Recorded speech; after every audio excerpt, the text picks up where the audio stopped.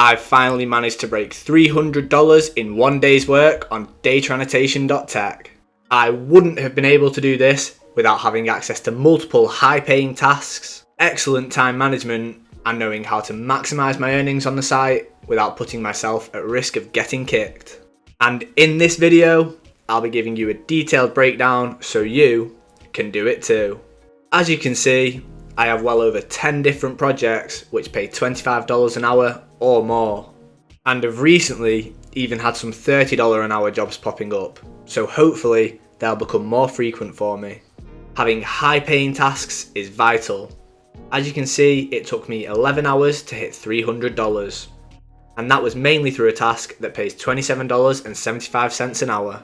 But to hit $300 working on a task that only pays $20 an hour, it would take 15 hours, so 4 hours more.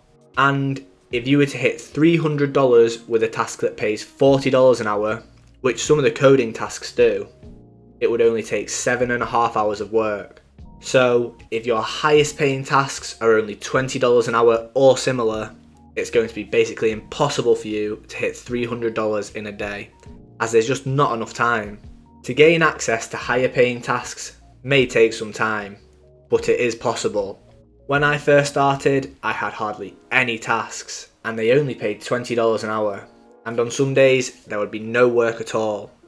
So, how was I able to break through to higher paying tasks?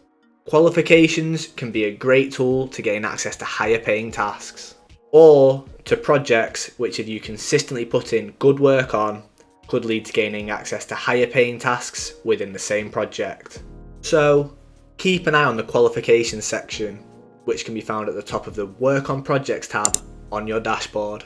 But other than that, it will come down to you doing high quality work on your existing tasks. And in time, you will gain access to more and higher paying ones. I also think that if you have tasks for long-term projects in your dashboard, then you should focus on them, as they are more likely to have higher paying tasks within the same project that you could gain access to in the future. Some indicators that a project may be long term are that the number of tasks are specifically assigned to you and only go down when you complete them. For time management, I knew to reach $300 it would take me about 11 hours. So I wouldn't be able to do anything else that was going to take a significant amount of time on that day. And as I work a 9 to 5 during the week, it would have to be on the weekend. So on Sunday, after I'd got everything that needed doing out of the way the day before, I got up at 6 AM and was working by 6:15. I didn't sit in bed on TikTok or Insta or Netflix or anything like that, because that's just wasting the time. I then worked throughout the day, pausing my timer when necessary and when I took short breaks.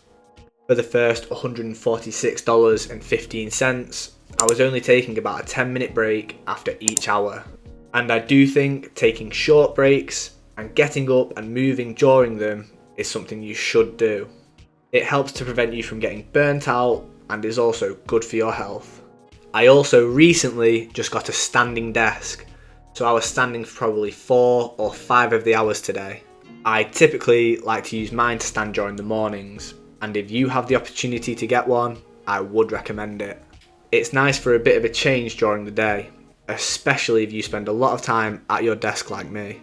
For the second half of the day, I was taking breaks a lot more frequently, and when it got to the point where I was only $17 away from $300, I dropped down to a lower paying project, which I just find a lot easier and less concentration heavy. But it only pays $22 an hour, which is why I hadn't been using that task all day. And I did that for the last 50 minutes to reach a total of $301.40 for the day.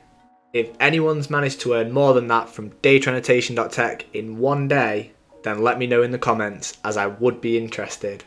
So the main tips for time management would be to take regular short breaks where you're actually moving and not just sat at your desk and looking at your phone for 10 minutes instead of your computer.